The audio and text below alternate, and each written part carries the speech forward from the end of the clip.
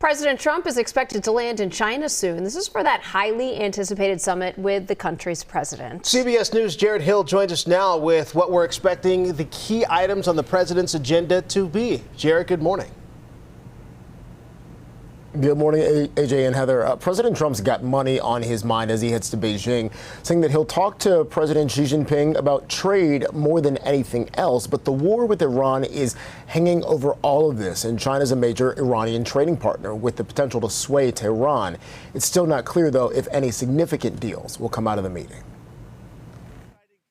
A lot of good things are going to happen. Optimism from President Trump ahead of his high-stakes meetings with Chinese President Xi Jinping. He's been a friend of mine. He's been somebody that we get along with. Trade is at the top of the agenda, with China pushing for a reduction in tariffs and an ease of sanctions. The other big topic, the U.S. war with Iran, China, a close ally. Before he left, the president downplayed the need for China's help to end the conflict. I don't think we need any help with Iran.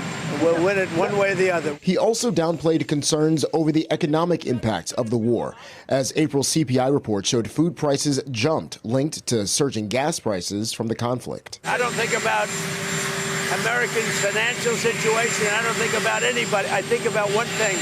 We cannot let Iran have a nuclear weapon. But China is the world's biggest buyer of Iranian oil, which travels through the Strait of Hormuz.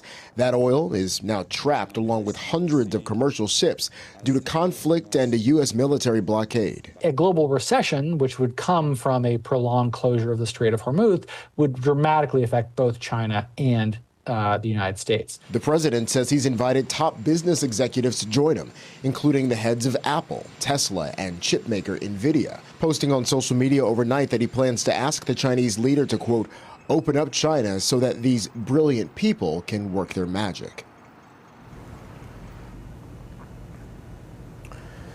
President Trump is also expected to push China to buy more American beef and soybeans during their meetings, which likely will not be the last for these two leaders this year. President Trump has said that President Xi already plans to visit the United States in a couple of months.